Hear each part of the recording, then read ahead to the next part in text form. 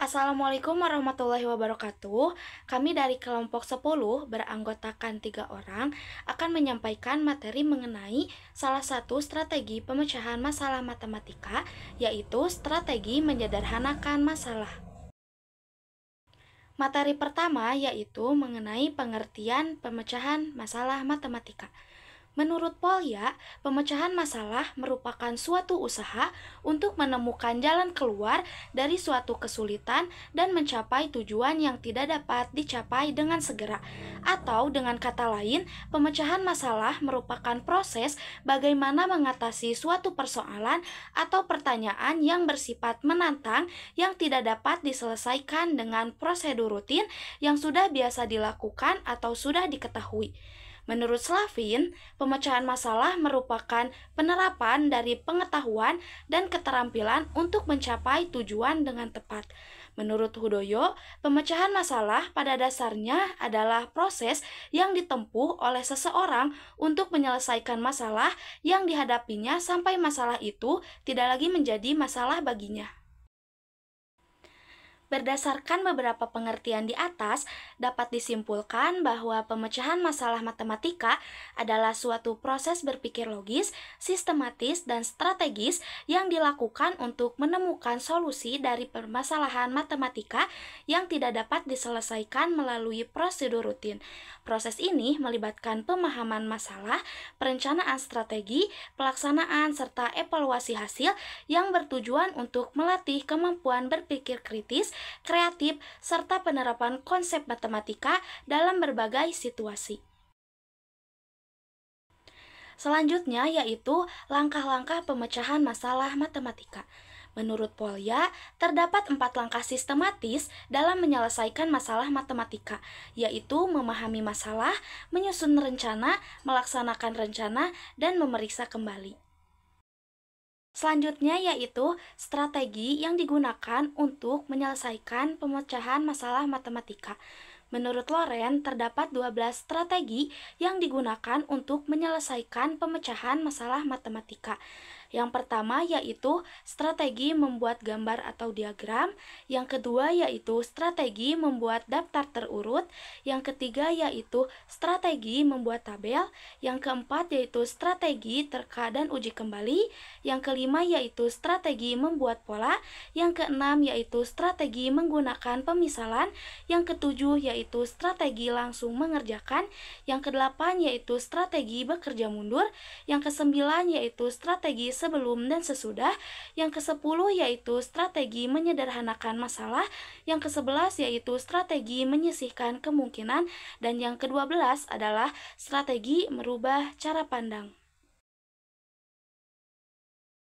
Saya akan menyampaikan pengertian dari strategi menyederhanakan masalah yang merupakan salah satu strategi dalam pemecahan masalah matematika. Strategi menyederhanakan masalah ini adalah pendekatan yang dilakukan dengan mengubah suatu masalah yang kompleks menjadi versi yang lebih sederhana. Jadi, sebelum langsung menyelesaikan soal yang sulit, kita mencoba mengerjakannya dalam bentuk yang lebih mudah atau lebih kecil. Dari bentuk yang sederhana itu, kita biasanya bisa menemukan pola atau langkah penyelesaian yang nantinya dapat digunakan untuk memecahkan masalah yang lebih rumit. Strategi ini bukan hanya soal mempermudah perhitungan, tapi juga berkaitan dengan kemampuan memahami struktur masalah secara menyeluruh. Untuk itu, dibutuhkan pemahaman dan pengetahuan bagaimana cara melihat dan memecahkan soal kompleks menjadi bagian-bagian yang lebih sederhana dan lebih bisa dikelola. Dengan kata lain, menyederhanakan masalah adalah usaha untuk menjembatani pemahaman siswa terhadap soal yang terlihat sulit dengan cara membuatnya lebih terjangkau terlebih dahulu. Ini sangat bermanfaat, terutama dalam pembelajaran di sekolah dasar, karena dapat membantu siswa membangun pemahaman dengan bertahap dan mengurangi rasa takut terhadap soal yang panjang atau rumit. Nah, demikian penjelasan singkat mengenai pengertian strategi menyederhanakan masalah. Baik teman-teman, kita masuk ke bagian selanjutnya yaitu membahas contoh soal dan penyelesaiannya. Nah, di sini kami akan menunjukkan contoh soal nomor 1. Sebuah perusahaan mencetak 4.800 buku dalam 8 hari dengan jumlah pekerja tetap. Jika perusahaan ingin mencetak 7.200 buku dalam 6 hari, berapa kali lipat jumlah pekerja yang harus ditambah dari jumlah semula agar target tercapai? Nah, selanjutnya kita akan masuk ke penyelesaiannya. Di sini yang pertama penyelesaiannya yaitu menggunakan langkah-langkah menurut Walia. Yang pertama yaitu memahami masalah. Dapat dilihat oleh teman-teman bahwa dalam memahami masalah kita dapat menyimpulkan dua kesimpulan, yaitu diketahui dan juga ditanyakan. Di sini kita merangkum atau mengambil kesimpulan, yaitu diketahui bahwa produksi awal yaitu 4.800 buku dalam 8 hari. Kemudian ada nih target baru yang selanjutnya yaitu 7.200 dalam 6 hari. Kemudian yang perlu dicatat juga yaitu produktivitas tiap pekerja dianggap tetap. Nah, lalu selanjutnya apa nih yang ditanyakan?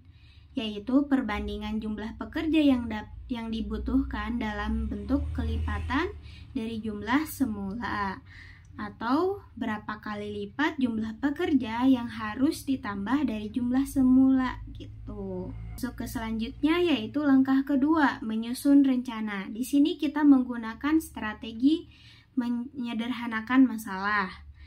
Nah, yang pertama kita anggap jumlah pekerja awal adalah 1 agar mudah melihat perbandingannya gitu. Lalu kedua yaitu hitung kebutuhan pekerja berdasarkan produktivitas harian. Selanjutnya langkah ketiga yaitu melaksanakan rencana.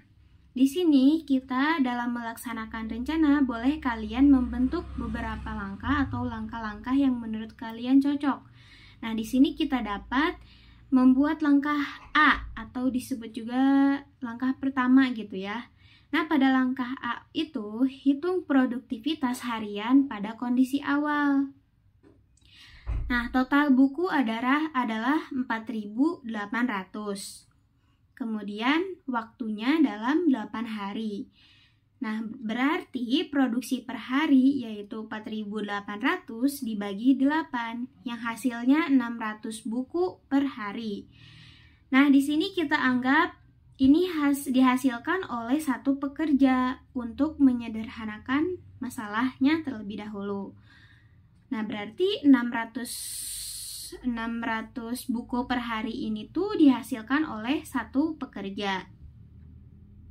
Kemudian langkah B-nya yaitu hitung target produksi harian pada kondisi baru.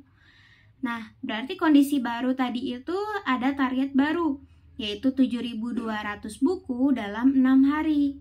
Nah, berarti harus menghasilkan 7.200 buku dalam 6 hari. Maka 7.200 dibagi dalam 6 hari sama dengan kita itu perlu 1.200 buku per harinya. Nah, lalu butuh berapa pekerja nih dalam target baru ini? Selanjutnya yaitu langkah C. Pada langkah C, bandingkan kebutuhan produktivitas harian, yaitu jika satu pekerja hanya bisa menghasilkan 600 buku per harinya gitu ya. Nah, maka kalau 1.200 buku per hari, maka berapa nih butuh pekerja? Nah, dapat disimpulkan bahwa 1.200 buku dibagi 600 sama dengan membutuhkan 2 seorang pekerja. Nah, artinya jumlah pekerja itu harus 2 kali lipat dari sebelumnya gitu. Langkah selanjutnya yaitu memeriksa kembali. Pada langkah ini, kita lihat kondisi awalnya, yaitu satu pekerja dikali 600 buku per harinya, lalu dikali 8 hari. Apakah benar totalnya seperti yang awal? Ya, benar, yaitu 4.800 buku targetnya dalam satu pekerja. Dalam 8 hari. Kemudian pada kondisi baru, yaitu 2 pekerja dikali 600 buku per hari dikali 6 hari. Nah, totalnya yaitu 7.200 buku. Maka jawabannya semuanya benar, yaitu jawaban yang benarnya yaitu butuh 2 kali lipat jumlah pekerja. Baik teman-teman, kita memasuki contoh soal kedua dan penyelesaiannya. Contoh soal nomor 2, yaitu sebuah restoran mempersiapkan 480 porsi makanan untuk disajikan selama 12 jam buka. Jika restoran ini ingin menyajikan makanan dengan jumlah yang sama dalam 8 jam buka, maka berapa porsi makanan yang harus disiapkan setiap jam? Selanjutnya ke penyelesaiannya. Ingat, kita mengambil langkah-langkah penyelesaian menurut Polya. Yang pertama yaitu memahami masalah. Di sini diketahui total porsi makanan yaitu 480. Waktu buka awal yaitu 12 jam. Sedangkan waktu buka yang baru yaitu 8 jam.